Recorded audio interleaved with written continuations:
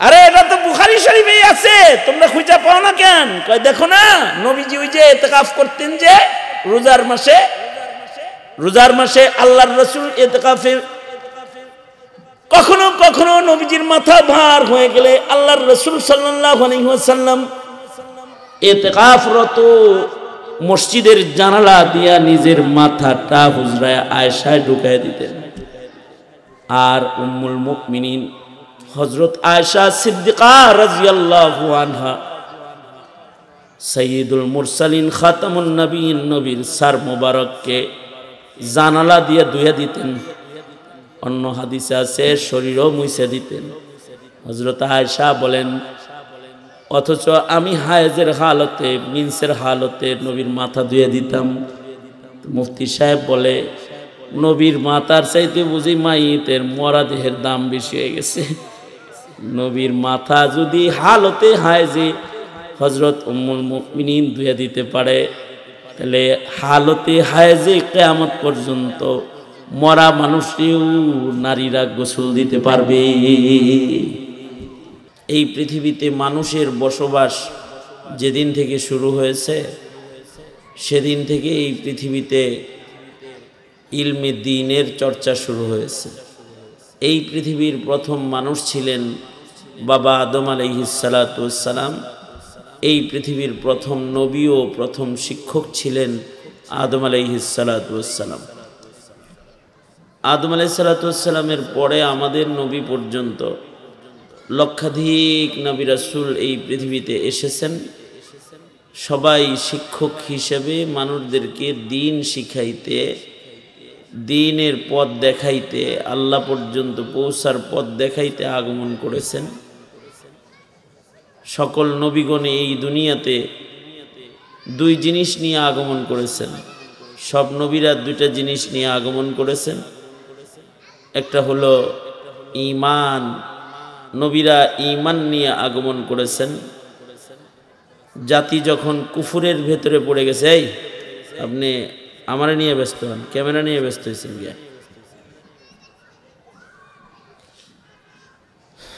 নবীরা ঈমান নিয়ে আগমন করেছেন। জাতি যখন কুফুরের ভেতরে পড়ে গেছে, তো নবীরা ঈমানের সন্ধান দিয়ে জাতিকে কুফর থেকে ঈমানের পথ দেখাইছেন।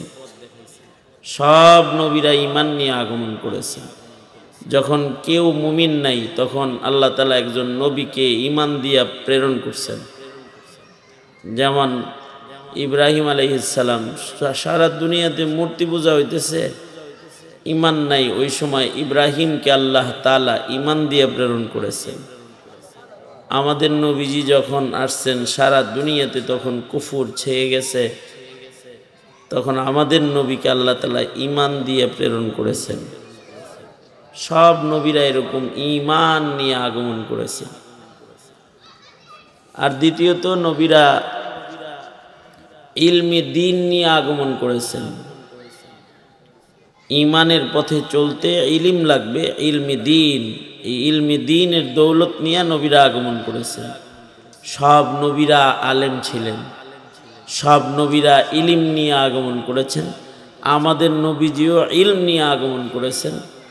আমাদের নবীজির সবচেয়ে বড় মুআজিজা হলো নবীজির ইলমের মুআজিজা। আমাদের নবীর সবচেয়ে বড় মুআজিজা কি? ইলম, কোরআন নবীজির সবচেয়ে বড় মুআজিজা। আমাদের নবীকে আল্লাহ কি পরিমাণে ইলম দিয়েছেন? আল্লাহর রাসূল বলেন, ক্বালা রাসূলুল্লাহ সাল্লাল্লাহু আলাইহি ওয়াসাল্লাম, উতিতু ইলমাল আউয়ালিনা ওয়াল আখিরিন। আল্লাহর নবী বলেন যে আল্লাহ তাআলা আমাকে আউয়ালিন এবং আখিরিনের সব ইলম আমাকে দান করেছে। অর্থাৎ বাবা আদম থেকে শুরু করে আমাদের নবী পর্যন্ত যত নবীর কাছে যত ইলম ছিল, এবং কিয়ামত পর্যন্ত যত ইলম দুনিয়াতে আসবে, সব ইলম আল্লাহ তাআলা আমাদের নবীকে দান করেছে।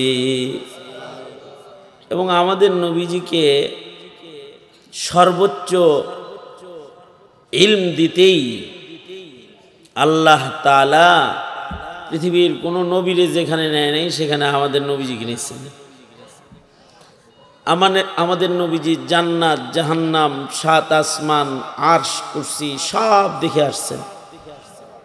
এই রজব মাসে নবীজির সফর হয়েছে, মেয়ারাজের সফর, নবীজি সব দেখে এসেছেন। এটা নবীজির ইলমি সফর। নবীজিকে আল্লাহ তাআলা আসমানের হালাত, জান্নাত জাহান্নামের হালাত সচক্ষে দেখায়া ইলম দেওয়ার জন্য, আল্লাহ তাআলার জিয়ারত করানোর জন্য, আল্লাহ পাকের সাথে সরাসরি কথা বলানোর জন্য আরশে আজিমে আমন্ত্রণ দিয়ে নিয়ে গেছে। আমাদের নবীর ইলম সবচেয়ে বেশি। পৃথিবীর প্রথম কি হয়েছে, সৃষ্টির আদিকালে কি হয়েছে, আগামীতে সামনে সর্বশেষ কি হবে, সব আমাদের নবীজি বলে গেছেন। সব ইলম আমাদের নবীজিকে আল্লাহ তাআলা দান করেছেন। নবীজি যখন চলে গেছেন তো এই ইলমটা জাতিকে দিয়ে গেছেন। ইলম এটা দিয়ে গেছেন। আল্লাহর রাসূল বলেন, ক্বালা রাসূলুল্লাহি সাল্লাল্লাহু আলাইহি ওয়াসাল্লাম, তারাকতু ফীকুম আমরাইন লান তাযিল্লু মা তামাসসাকতুম বিহিমা, কিতাবাল্লাহ ওয়া সুন্নাতা রাসূলিহ। আল্লাহর নবী বলেন, আমি চলে গেলাম কিন্তু দুইটা ইলম, কোরআন হাদিস তোমাদেরকে দিয়ে গেলাম। এই দুইটার আলোয় চলবা তো ভ্রষ্ট হবে না, দোজকে পড়বা না, পথভ্রষ্ট হইবা না, গুমরা হইবা না। আর যদি কোরআন আর হাদিস ছেড়ে যদি নিজের মন মতো চলো, এটাকে যদি ছেড়ে দাও, তাহলে কিন্তু তোমরা ভ্রষ্ট হয়ে যাইবা। এই দুইটাকে যতদিন মজবুত করে ধরে রাখবা ততদিন আর গুমরা হইবা না। এর আলোয় চলবা তো দোজকে পড়বা না, ভ্রষ্টতা পথভ্রষ্ট হয়ে জাহান্নামের পথে চলবা না। তোমরা আলোয় চলতে পারবা, আল্লাহর কাছে পৌঁছতে পারবা। আমার এই ইলম তোমাদেরকে পথ দেখাবে। ইন্না হাযাল কোরআন ইয়াহদি, এটা নিশ্চয়ই আল্লাহ বলেন এই কোরআনে কারীম পথ প্রদর্শন করবে, কিয়ামত পর্যন্ত পথ দেখাবে। এটা মানুষ কোন পথে গেলে আল্লাহর কাছে পৌঁছতে পারবে, এই রাস্তাটা কোরআন দেখায় দিবে। নবীজির হাদিস এই রাস্তা নবীর উম্মতকে দেখায় দিতে থাকবে। দুনিয়াতে জাগতিক জ্ঞানের চর্চাও আছে আর কোরআন হাদিসের চর্চাও আছে, কিন্তু দুইটা হুকুম এক না, বিধান এক না, দুইটার দাম একরকম না। উভয়টাই দামি, দামে কম বেশ আছে।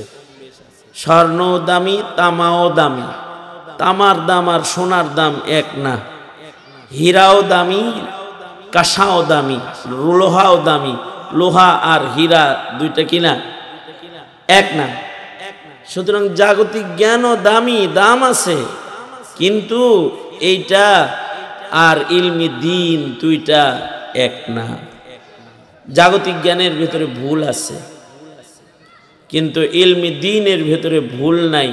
কোরআন হাদিসের ভিতরে কি নাই? ভুল নাই।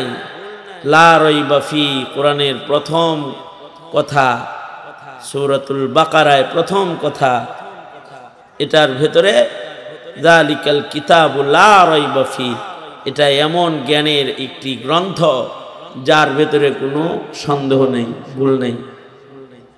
জাগতিক জ্ঞান যেটা আছে এটা ভুল আছে।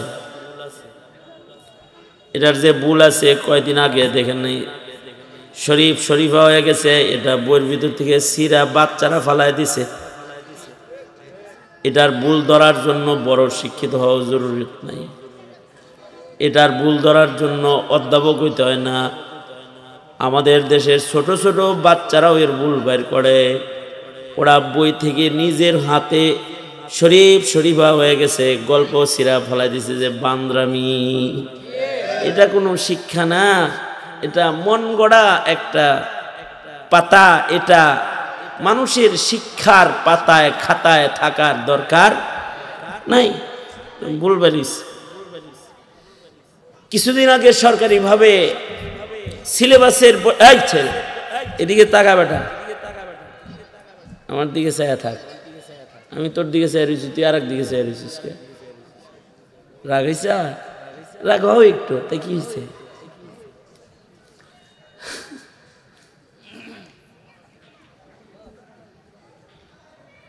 কিছুদিন আগে সরকারিভাবে সিলেবাস পরিবর্তন হয়েছে না? এই নতুন সিলেবাস করে আবার যখন শিক্ষা মন্ত্রণালয়ের মাথায় ধরে যে এটা তো একটা আকাম করে আলাইছি রে, তখন সেটারে আবার কাটটা সেটটা ঠিকঠাক করে, নিজের ভুল নিজেই স্বীকার করে। এরকম কোন শিক্ষা ইসলাম নয়। ইসলাম শিক্ষা এরকম শিক্ষা নয়। ইলমি দ্বীন এমন শিক্ষা নয়। যেটা নবীজি শিক্ষা দিছে সেটাই এখনো শিক্ষা দেওয়া হয়। যে ইবাদতগুলার রাসূল শিখায় গেছে সেই ইবাদতগুলা আজও শেখানো হয়। পীর সাহেবের কাছে যাইবেন তো ওই ইবাদতই শিখাইব যেটা রাসূল শিখাইছে।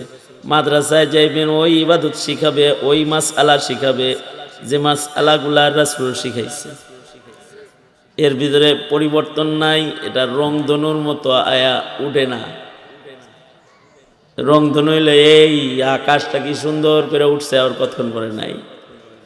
জাগতিক জ্ঞানগুলো রংধনুর মতো আগমন হয়, কিছুক্ষণ পরে নাই। বিজ্ঞানের দৃষ্টান্ত রংধনুর মতো সুন্দর রং লয়া আসে, আইলে ঝকঝক করে, ভালোই লাগে, কিন্তু কতক্ষণ পরে আর নাই। কারণ 10 বছর আগের বিজ্ঞানের খাওয়া নাই। 10 বছর আগে একটা বিজ্ঞান রংধনু হয়ে আসছিল, সেই বিজ্ঞানগুলো এখন মারা গেছে। কারণ জেনেটিক সায়েন্স, নতুন নতুন বিজ্ঞান এখন সামনে এসেছে। নতুন শিক্ষা আসতেছে আর পুরান শিক্ষার বেল নাই। কি নাই? কয় বেল নাই। ওই আদিম যুগের ইলেকট্রনিক সায়েন্স বেল নাই এখন। এখন আধুনিক সায়েন্স। গতকালকে আমি আমার এক ফ্রেন্ডের দোকানে গেছি, সে আমারে এতগুলো সামান আদি হাদিয়ে দিছে। এটা আমার বাড়ি আছে, এটা সেটা না, এটা কিন্তু এটা সেটা না, এটা নতুন মাল। ওইটা দিয়া ওয়াল নষ্ট হয়, তার কাটা মারা লাগে, এটা করা লাগে, ওইটা করা লাগে। আর এটা কোনো তার কাটা লাগবে না, খালি আপনি বসাইবেন আর লেগে যাবে। আঠা, এটা এই আদিম যুগের আঠা না, এটা ডিজিটাল যুগের, নয়া যুগের 2024 সালের আঠা। এটা তার কাটার চাইতে বেশি পাওয়ার। এটা খালি খুললা খালি লাগাই দিবেন, দেখেন এর ভিতরে জ্বললি দিতে পারবেন, নিজে জ্বলতে পারবেন। টাইলস খুলে যাইব কিন্তু আটা খুলতো না। তাই নাকি? কয় তাহলে টেস্ট করি। আমি কই টেস্ট করুন? কয় আপনার চামড়ায় লাগাই টেস্ট করি। আমি হ্যাঁ, তারপরে কাইটটা ফালাই দিই, মানে আপনার তো বিশ্বাস হইবার চায় না। তার মানে হলো আগের যুগের সায়েন্স আর এখনকার সায়েন্স নতুন আসতেছে, তো ধীরে ধীরে সব চলে যাইতেছে, পুরানগুলা বিদায় হয়ে যাইতেছে। কিন্তু ইলমি দ্বীন যেটা, এটা 1500 বছর আগে যেমন আসছে, এটা বিদায় হবে না, এমনই থাকবে। এটা হার হার যুগে প্রযোজ্য। বিজ্ঞানের চরম উন্নতির যুগেও নতুন করে কোনো কিতাব নাজিল করা লাগবে না,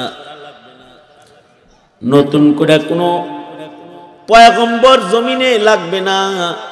1500 বছর আগের পয়গম্বরে আমাদের নবীজি যা দিয়ে গেছে, এটা ইসরাফিলের বাঁশি পর্যন্ত চলবে। সমস্যা কিন্তু নতুন নতুন আসবে, কিন্তু সমাধান কোরআন দিয়েই হবে, কোরআন দিয়েই হবে। নতুন কিতাবের জরুরত নাই। নবীর যুগে কেউ নিজের বউরে কথা কয় নাই যে তুমি চাঁদের চাইতে সুন্দর না হলে তুমি তালাক। নবীর যুগে কেউ বলে, ইমাম আবু হানিফার যুগে একজন কয়া লাইছে। ইমাম আবু হানিফা রহমতুল্লাহ আলাইহি তখন ছোট, তো ওই সময় এক চাচায় চাচিরে কইছে, তুমি যদি চাঁদের চাইতে সুন্দর না হও তাহলে তুমি তালাক।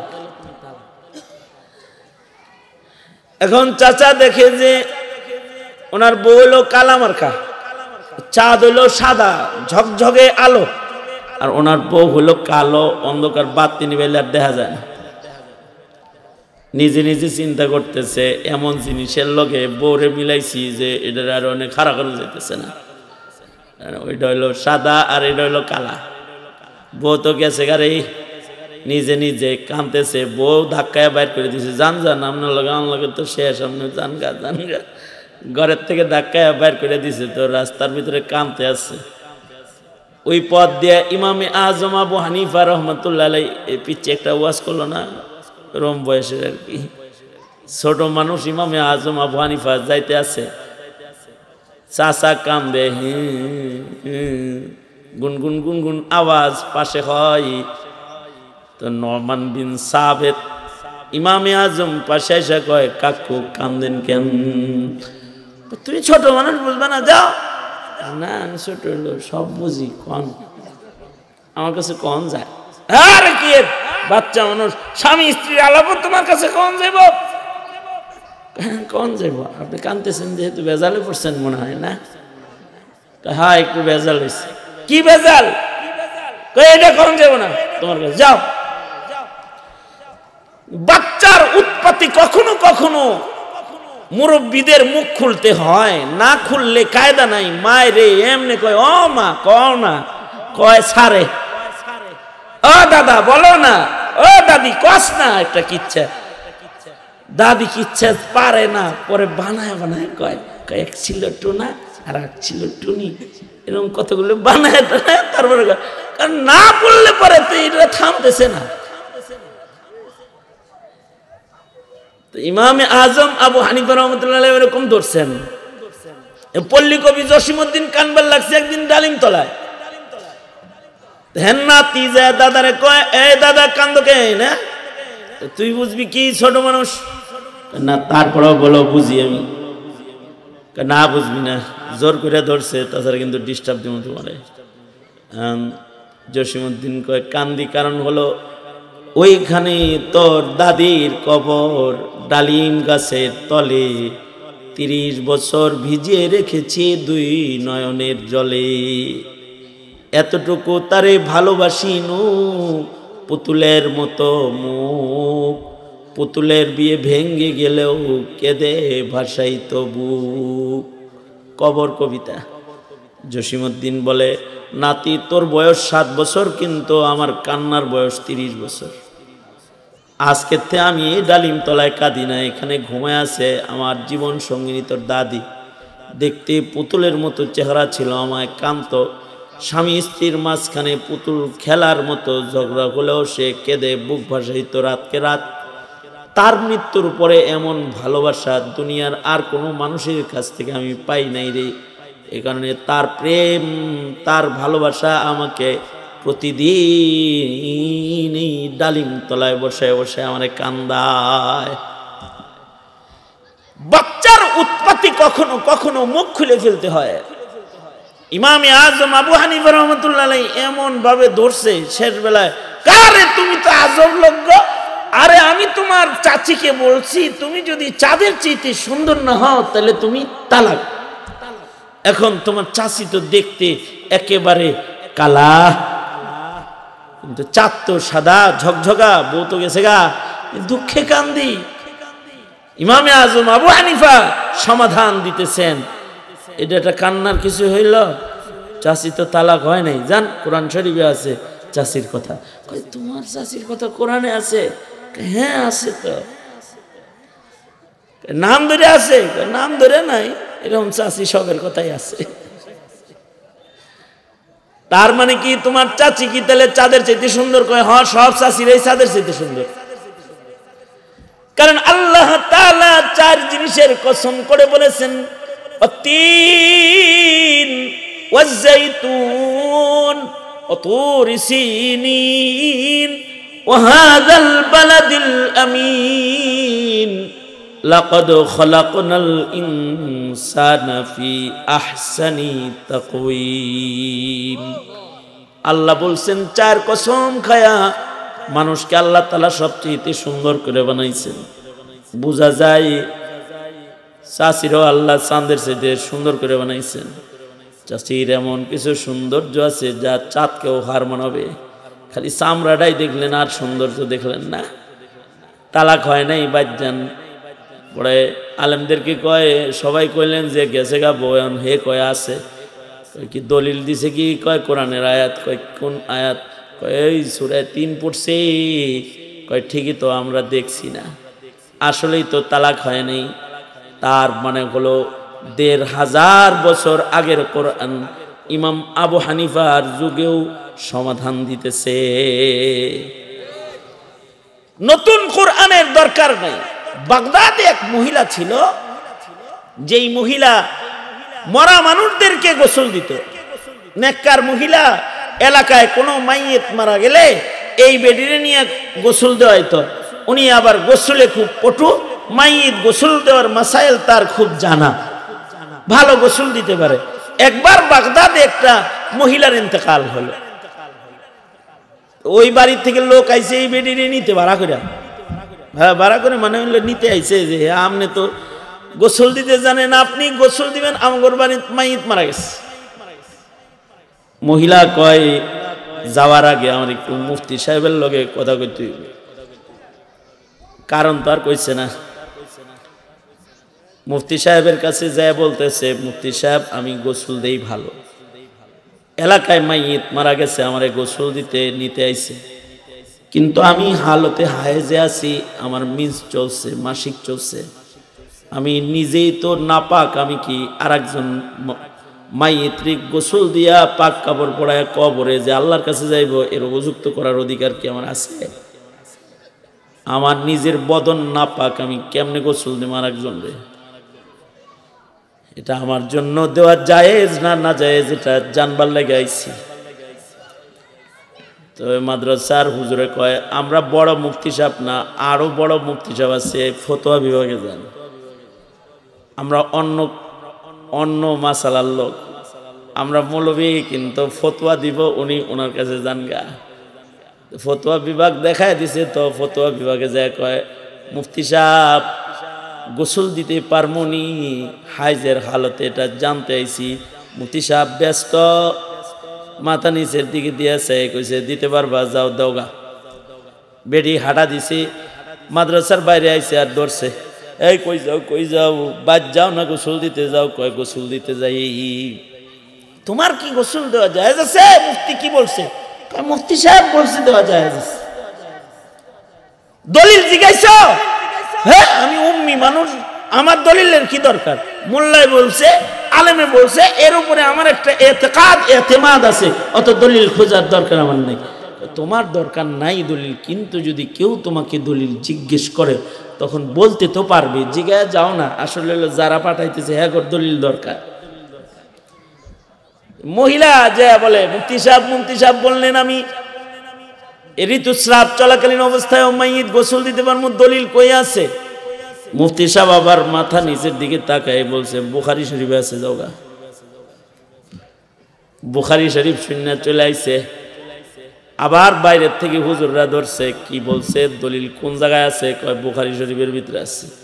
ঠিক আছে, যান আপনি চলে যান, আপনি ডিস্টার্ব দেওয়া ঠিক হবে না। যারা ছিল সবাই মিলা বুখারী শরীফ ঘাটতেছে যে বুখারীর কোন জায়গায় দলিলটা আছে, আর খুঁজে পায় না। বুখারীর কোন হাদিসে তালাশ করে পাইতেছে না যে হায়জা অবস্থায় মাইয়িতরে গোসল দিতে পারবে, এটা আছে লেখা, এটা পাইতেছে না। এই সব মৌলবী মিলা মুফতি সাহেব যায়, কয় মুফতি সাহেব বইলা দিলেন জায়েজ আছে, দলিল দিয়েছেন বুখারী শরীফ, কিন্তু খুঁজে পাইতেছি না, কোনো জায়গায় তো নাই। মুফতি সাহেব বলে, সব কিছু উপরে থাকে না, কিছু ভিতরে থাকে, সব কিছু সবার কাম না। যে আমাদের দেশে প্রবাদ বলে, আদার ব্যাপারী জাহাজের খবর নিবা না। জানো 3 আনা, লাফা হলো 16 আনা। এরকম কেন? কৃষকের জন্য যেমন তার নিজের ক্ষেতের নিচেই লুকিয়ে থাকা গ্যাস উত্তোলন সম্ভব নয়, বিজ্ঞানীর আশ্রয় গ্রহণ করতে হয়। হ্যাঁ, নিজের মালিকানার ক্ষেত, লাঙ্গল মারলে ফসল বের হয়, বোঝা যায় এর নিচে গ্যাসও আছে, বুটবুট করে। তাই বলে কৃষকের কাম বাজে নাই যে লাঙ্গলের ফাল দিয়া গুতা মেরে গ্যাস বের করে ফেলবে। এটা বের করার জন্য বিজ্ঞানীর আশ্রয় গ্রহণ করতে হয়।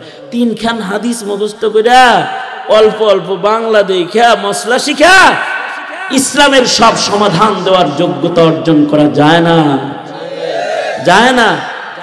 এই সমাধানগুলো কোত্থেকে দিবে? আল্লাহই বলে, ফাসআলু আহলায যিকরি ইন কুনতুম লা তা'লামুনা বিল বাইয়িনাতি ওয়াজ জুবুর।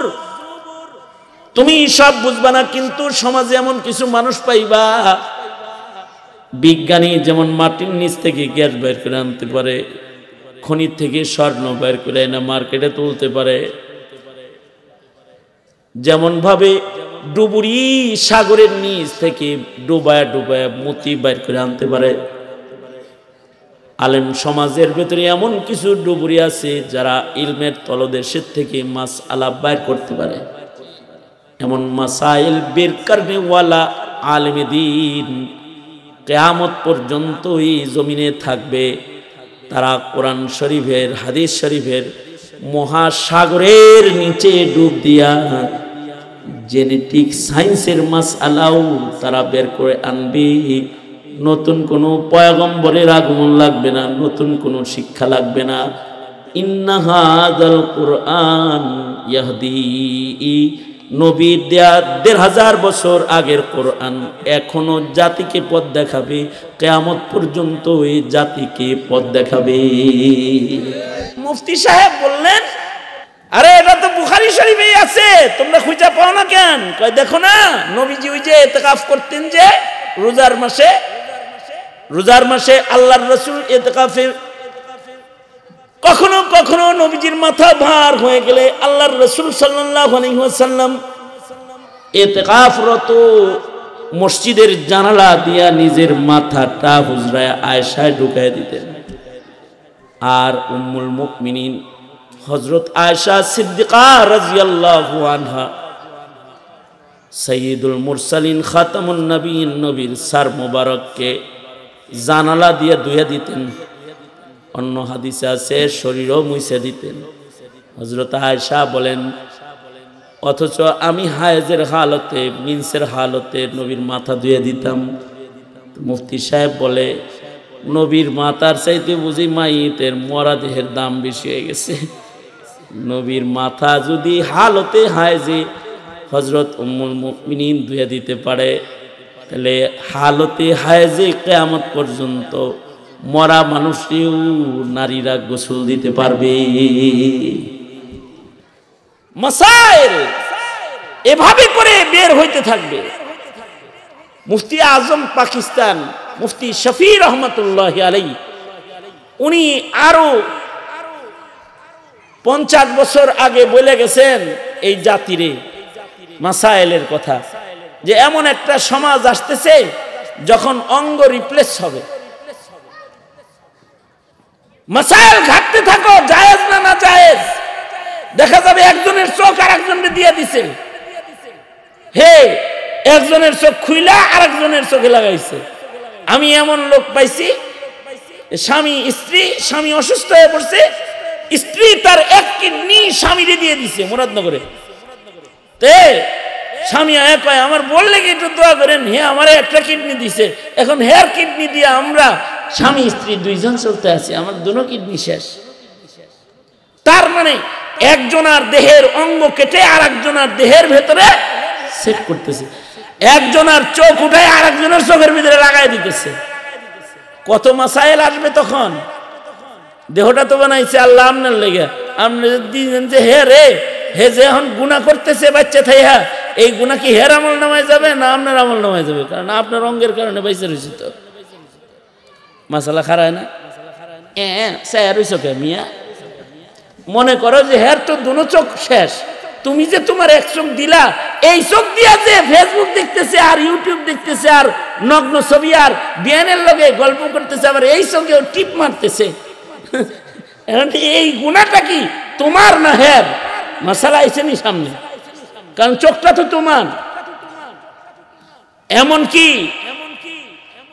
হযরত মুফতি আজম শফি রহমতুল্লাহ আলাইহি বলেন, এমনও সময় আসবে শুধুই মাত্র চক্ষু কিডনি রিপ্লেস না, মানুষ ক্ষুধার যন্ত্রণায় যেমন রক্ত বিক্রি করে, ক্ষুধার যন্ত্রণায় একজনের দেহের রক্ত আরেকজনের দেহে প্রবেশ করে, এটার যেমন জায়েজ মাসআলা এনে তারপরে করে, এই মাসালা যত যে জায়গায় আছে সব অঙ্গের মাসালা তো আর সেই জায়গায় নাই। রক্তদান, চক্ষুদান, কিডনি দান দুইটা এক না। উসুলে ফিকহের মাসাইল ব্যতিরেকে এই মাসালাগুলোর হল সমাধান করা সম্ভব নয়। যেই বিজ্ঞান মানুষের চোখ আরেকজনের চোখে সেটিং দিতে পারছে, যেই বিজ্ঞান মানুষের কিডনি আরেক মানুষের দেহের ভেতরে সেটিং দিতে পেরেছে, এমনকি বর্তমান জেনেটিক মেডিকেল সায়েন্স ওই জায়গায় চলে গেছে যে তারা শুকরের হাড় কাইটা মানুষের হাড়ের জায়গায় সেটিং দিতেছে। শুয়োরের হাড় এটা কাইটা মানুষের দেহের ভিতরে হাড়ের জায়গায় হাড় সেটিং। এখন জায়েজ আর না জায়েজের মাসাইল এসে যাবে। মানুষ যদিও শুকরের হাড় ওখানে লাগাইলে বাচ্চা থাকতেছে, এমন বাচ্চা জায়েজ কি জায়েজ না? শুকরের হাড় মানুষের দেহে সেটিং দেওয়া জায়েজ কি জায়েজ না? মাসআলা চলে এসেছে। মুফতি আজম শফি রহমতুল্লাহ আলাইহি বলেছেন, একটা সমাজ আসবে যখন মানুষ ক্ষুধার যন্ত্রণায় চক্ষু, কিডনি, রক্ত, হার্ট শুধু না, ক্ষুধার যন্ত্রণায় কিছু লোক আছে তারা তাদের পুরুষাঙ্গকে বিক্রি করবে। আমি দরকার হয় জীবনে বিয়ে না করলাম, পুরুষত্বই বিচ্চালাই, পুরুষাঙ্গ বিক্রি করে ফেলবে ধনী লোকের কাছে, যার টেহা আছে তার কাছে। হে ধনী হয়ে যাবে আর হে যৌবনালা হয়ে যাবে।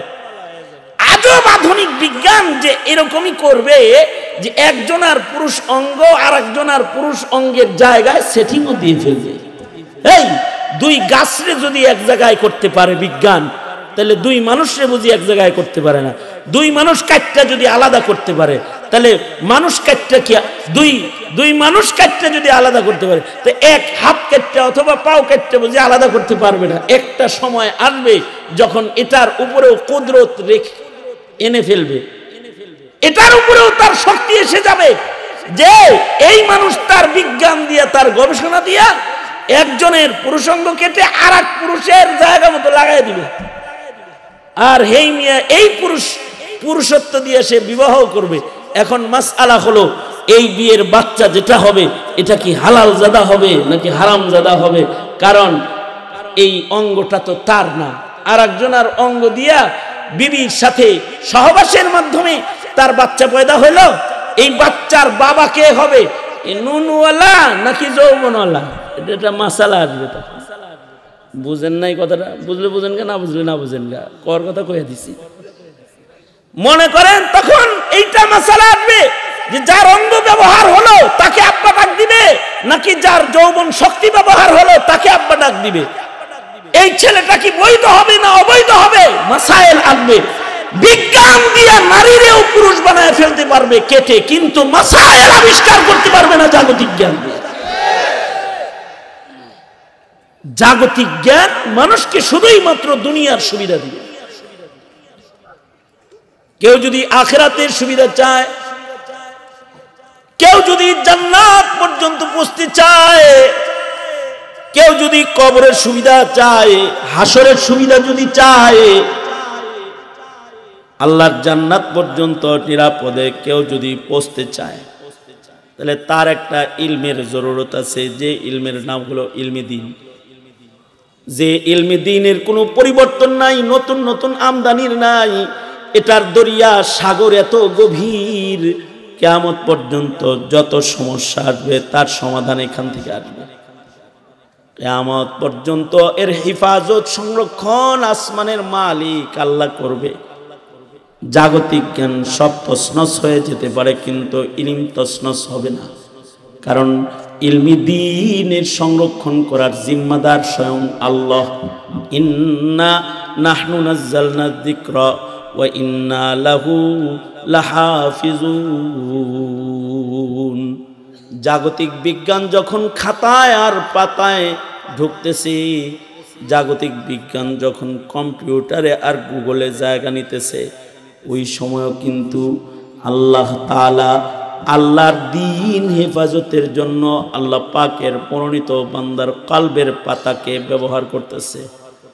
কোরআনে কারীম মুখস্থ করে সিনার ভেতরে আটকায় রেখেছে, হাদিস মুখস্থ করে করে সিনার ভেতরে আটকায় রাখতেছে, মাসাইল মুখস্থ করে করে সিনার ভেতরে আল্লাহ তাআলা আটকায় রাখতেছে।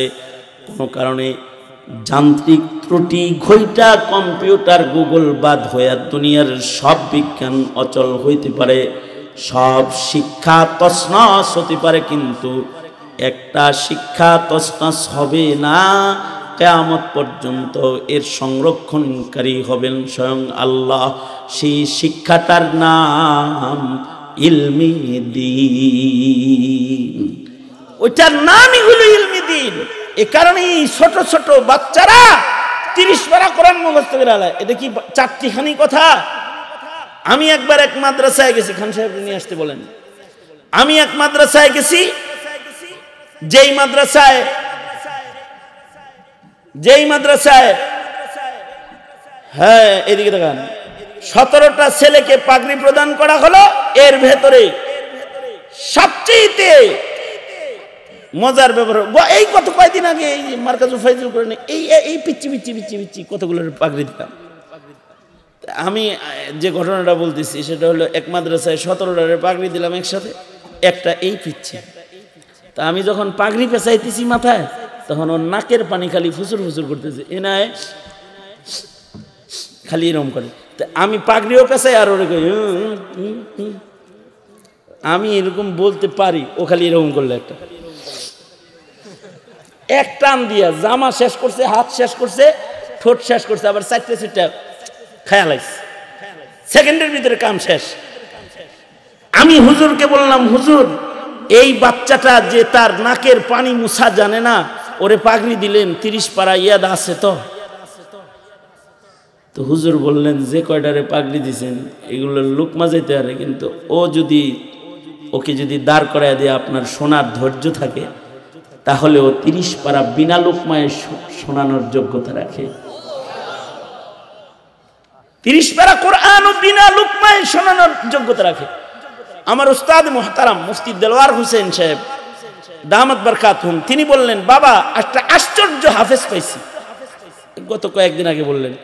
সেটা হলো 6 মাসের ভিতরে হেফজও কমপ্লিট, শুনানিও কমপ্লিট। সুবহানাল্লাহ। বাড়িতে যে আগামীকালকে বললেন, আজকে বলবেন কেন? কয় মাসে? 6 মাসে। কি পড়ছে না মুখস্থ করছে?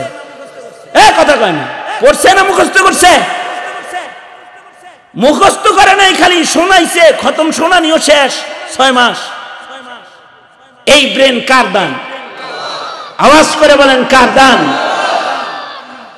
আর এই ইলম কার দান? আল্লাহর দান। তবে যে সে এই ইলমের মালিক হয় না, মাইয়ুরিদিল্লাহু বিহি খায়রান ইউফাক্কিহু ফিদ্দীন, আল্লাহ যার কল্যাণ চায় আল্লাহ তাকে ইলমি দ্বীন দেয়। আল্লাহ যার খায়ের চায় তাকে আল্লাহ তাআলা ইলম দান করেন। যে সে ইলম পায় না, আল্লাহ যারে মনোনীত করে সে ইলম পায়। এ কারণে বহু পিতামাতা আছে যারা মান্যত মানছে নিজের সন্তানকে আলেম বানাইতে, কিন্তু তারা আলেম হয়নি। আবার এমন মানুষ আছে এমনি ছেলেটারে দিয়েছিল মাদ্রাসায়, কয়েক বছর পড়ে ভার্সিটিতে পড়াইব, কিন্তু 2 বছর তারে মাসলা শিখার জন্য দিয়েছে, ও গোটা কোরআনই মুখস্থ করে বলাইছে। বাবার দিল খুশি হয়ে গেছে, তুই যেহেতু কোরআন এত তাড়াতাড়ি মুখস্থ করছিস, তোরে আলেম বানাও। ঘরের ভেতরে সব জেনারেল, কিন্তু একটাকে আল্লাহ তাআলা মুফতি মুহাদ্দিস বানায় ফেলেছে। যে মাইয়ুরিদিল্লাহু বিহি খায়রান ইউফাক্কিহু ফিদ্দীন, আল্লাহ যার কল্যাণ চায় আল্লাহ তাআলা তাকে সহি দ্বীনি ইলমে দ্বীনের বুঝদান করে। আল্লাহ যার খায়ের চায় তাকে আল্লাহ তাআলা এরকম ইলমে দ্বীন দান করে। এ কারণে বাচ্চা বাচ্চা ছেলেপেলেরা হাফিজুল কোরআন হয়ে যায়। এই আলেম লাগবে, হাফেজ লাগবে, মুফতি মুহাদ্দিস জমিনে লাগবে। কেন? জাতির মাসাইল হল করার জন্য। সংকটের কালে জাতি যখন চোখে দেখবে না, আন্ধা, অন্ধের যেমন চোখলা একজন মানুষ লাগে হাত ধরে চালানোর জন্য, জাতির মোড়ে মোড়ে, ঘাটে ঘাটে, ঘরে ঘরে আলেম দরকার। আলেমের হাত ধরে হালাল হারাম বুঝে জান্নাতের পথে চলার জন্য। তো এই আলেম তো আর সবাই হতে পারবে না, তবে সবাই জরুরি ইলম হাসিল করতে পারবে। জরুরি ইলম হাসিল করার মেধা আল্লাহ তাআলা সবাইকে দান করেছেন। জরুরি ইলম কখনো পীরের সোহবতে যাওয়া অর্জন করা যায়, কখনো দাওয়াত ও তাবলীগে একটা চিল্লা লাগাইলে অর্জন হয়ে যায়, কখনো একজন আলেমে দ্বীনের কাছে একটু সময় লাগাইলে অর্জন হয়ে যায়। যত সামান্য কিছু জ্ঞান যা অর্জন করলে পরে নাস্তিক মুরতাদে ঈমান চুরি করে নিতে পারে না, কাদিয়ানি হয় না, নাস্তিকদের অনুসারী হয় না। যতটুকুন ইলম শিখলে পরে 5 ওয়াক্ত নামাজের হিফাজতকারী হয়। যত সুকুন ইলম হাসিল করলে হালাল আর হারামের ফিকির এসে যায়, হালাল হারাম ব্যবধান করে চলার মতো যোগ্যতা এসে যায়, অতটুকুন ইলমে দ্বীন শিক্ষা করা হার হার মুমিন মুসলিম নর নারীর উপরে আল্লাহ তাআলা ফরজে আইন করেছেন। কেউ যদি এই ফরজটা আদায় না করে তাহলে তার সব ফরজ নষ্ট হয়ে যায়। এই জরুরি ইলম শিখার এই ফরজ যদি কেউ আদায় না করে, সব ফরজ বাদ হয়ে যায় তার। তখন সে ওযু করাও জানে না, নামাজ পড়াও জানে না। আমার প্রতি ওসিয়ত ছিল এক আল্লাহর বান্দার, যে হের জানাজা যেন আমি পড়াই। একসাথে হজ্জে বাইতুল্লাহ করছি, কয় আমার আরাফাতি ভাই আপনি হুজুর, আপনার প্রতি আমার অনুরোধ হলো এই বুড়াটার জানাজা আপনি পড়াইবেন। ঠিক আছে, আল্লাহ যদি তৌফিক দেয় আর আমি খবর পাই তো আপনার জানাজায় শরীক হব। আরাফার মাঠে ওয়াদা, এই জানাজা পড়াইতে সেই বহু দূর থেকে সফর করে 300 কিলোমিটার গাড়ি চালায়া রান করে আমি দূর থেকে আসছি, সেই ময়মনসিংহ গেছি হের জানাজা পড়াইতে। আমি জানাজার নামাজ পড়াইতেছি, ওই সময় দেখি একজন চেয়ারের ভিতরে ভদ্রলোক বসে রয়েছে, উনি জানাজা আমাদের সাথে পড়লেন। আমার ধারণা হলো কখনো কখনো মুসলিমের সাথেও মুশরিকের বন্ধুত্ব হয়। এমনও হতে পারে মাইয়িতের সাথে তার খাতির বেশি, তাই জানাজা পড়ে নাই, কিন্তু দেখতে আসছে অন্য ধর্মের, তাই দেখতে এসেছে আন্তরিকতার কারণে। কাছে যায় সালাম দিয়ে গেলাম, নাম কি? সুন্দর একটা নাম বললাম, নামের শুরুতে মোহাম্মদ আছে। তাহলে আপনি মুসলমান হয়ে আপনি এনে বয়ে রইলেন কিভাবে? এই সব মিলা জানাজার নামাজ পড়লাম, আপনি বাবু চৌধুরী বয়ে রইলেন চেয়ারে, জানাজা পড়লেন না। আমি এই কথা বলতেই তেলে বাগুনে জ্বলে উঠছে। আপনার হুজুরের প্যাঁচ লাগান খালি। কি প্যাঁচ লাগাইছি? আমরা তো প্যাঁচ খুলি লাগাই না। প্যাঁচ লাগাইছেন হইল জানাজার নামাজ, এটা তো আলাল কিফায়া। হের বাসায় বলছে যে এলাকার সব মানুষের পক্ষ থেকে যদি 2-4 জনে আদায় করে তাহলে সবার পক্ষ থেকে আদায় হয়ে যায়। আপনারা পড়ছেন, আমার তো এই গেছে। কি সুন্দর মশলা শিখা আপনি জুতা বিন্দা বয়ে রয়েছেন। আপনার পক্ষ থেকে আমরা আদায় করছি, ওই মশলার উপরে বসে রয়েছেন। আপনার বুঝি নেকির জরুরত নাই, আপনার বুঝি সবের দরকার নাই। আপনার কি সব লাগবে না? জানাজা তো অনেক ফজিলতের কাম। আল্লাহর রাসূল বলেছেন, ক্বালা রাসূলুল্লাহ সাল্লাল্লাহু আলাইহি ওয়াসাল্লাম, আল্লাহর নবী বলছেন, কেউ যদি, কোনো ভাই যদি মুসলিম ভাইয়ের জানাজার নামাজ পড়ে তাকে 1 কিরাত সওয়াব দেওয়া হয়। সাহাবী বলে, মাল কিরা ইয়া রাসূলুল্লাহ, ওগো আল্লাহর নবী, এক কিরাত সওয়াব কাকে বলা হয়? এক কিরাত সওয়াব বলা হয় যে দেখো উহুদ পাহাড় মদিনার চতুর্দিকে যত বড়, এক কিরাত সওয়াব কত বড়। সুবহানাল্লাহ, আওয়াজ করে বলেন সুবহানাল্লাহ। এক উহুদ পাহাড় যত বড়, এক কিরাত সওয়াব তত বড়। আর যদি কোনো ভাই ভাইয়ের দাফনে অংশগ্রহণ করে এক মুঠ মাটি রাখে, ভাই যদি ভাইয়ের কবরে এক মুঠ মাটি রাখে, তাহলে মুসলিম ভাই ভাইয়ের কবরে মাটি দিলে পরেও এক কিরাত। তার মানে হলো জানাজা পড়লে এক কিরাত, আর দাফনে অংশগ্রহণ করলে আর এক কিরাত সওয়াব। আল্লাহু আকবার বলেন। এত ফজিলতের আমলটা করলেন না। আর এক হাদিসে আছে আল্লাহর রাসূল সাহাবীদেরকে মাঝে মধ্যে জিগাইতেন এরকম জানাজা পড়ছেন। আল্লাহর রাসূল একদিন বলতেছে, এরকম আপনারা যেমন বসা আছেন আল্লাহর নবী, এরকম সাহাবীরা বসা, তাদের জিগাইতেছে, এই তোমাদের ভেতরে কে আজকে নফল রোজা রেখেছে? হযরত আবু বকর হাত তুলে বললেন, আনা ইয়া রাসূলুল্লাহ। আল্লাহর রাসূল জিজ্ঞেস করলেন, তোমাদের ভেতরে আজকে কে সাদকা করছো? হযরত আবু বকর বললেন, আনা ইয়া রাসূলুল্লাহ। আল্লাহর রাসূল জিগাইলেন, তোমাদের ভেতরে কে আছো যে আজকে ইয়াদাতুল মরিজ করেছো? অসুস্থ রোগীরে দেখে সওয়াব কামাই করেছো, কে আছো?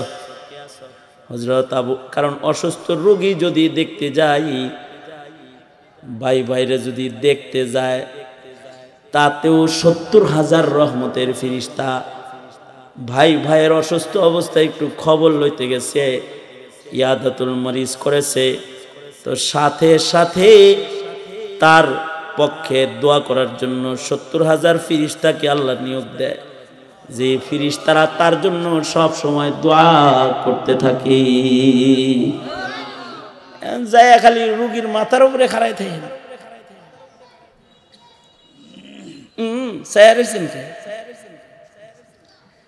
মানে রোগী দেখলে তো ৭০,০০০ রহমতের ফেরেশতার দোয়া পাওয়া যায়, কিন্তু সব রোগীরে দেখতে যাওয়া জায়েজ নেই।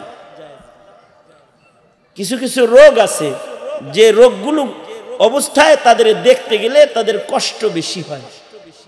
যেমন কারোর চোখে রোগ হইছে, আপনি গেলেই তার তাকাইতে হইব, তাহলে আপনার যাওয়ার দরকার নেই। কারোর মুখে রোগ হইছে, আপনি তার আত্মীয় স্বজন থেকে খবর নেবেন, আপনি গেলে সে কথা বললে তার আরো রোগ বাইরে যাইব, তাহলে যাওয়ার দরকার নেই, ভিতরে দেখা করার দরকার নেই। দেখতে যাওয়া মানে কি যাই আর রোগীর উপরে পড়ে থাকা নাকি? মিয়া দূরের থেকে খবর নিয়ে চলে আসা। হ্যাঁ, এমন রোগ হইছে যে রোগের কারণে এখন একটু কথা বললে সে বুঝবে যে আমার তো অনেক লোক আছে রে, তার সান্ত্বনা হবে। তখন তার সাথে দেখা করে বলা, নো টেনশন, কোনো চিন্তা নাই, আমরা আছি। তখন কাছে যায়, মাসাইলও শিখতে হয়, তো মাসাইল না শিখলে পরে মাসালার উপরে আমলও করা যায় না। এই এত মাসাইল, খালি পীরের কাছে মুরিদ হইলেই কেউ মুফতি সাহেব হয়ে যায় না, আর চিল্লা লাগাইলেই কি কেউ খতিব সাহেব হয়ে যায় না। মাসাইল শিখতে 12 বছর সাধনা করে মাদ্রাসায় পড়তে হয়। মৌলবীরা ঘোড়ার ঘাস কাটে না সমাজে, তারা লেখাপড়া করে। কইলেই তো দেবেন রাজ্ঞা যে কত কেমনে কয় আমাকে, কেমনে কইব না তো কেমনে কইব, ফুল দিয়ে কইব খালি।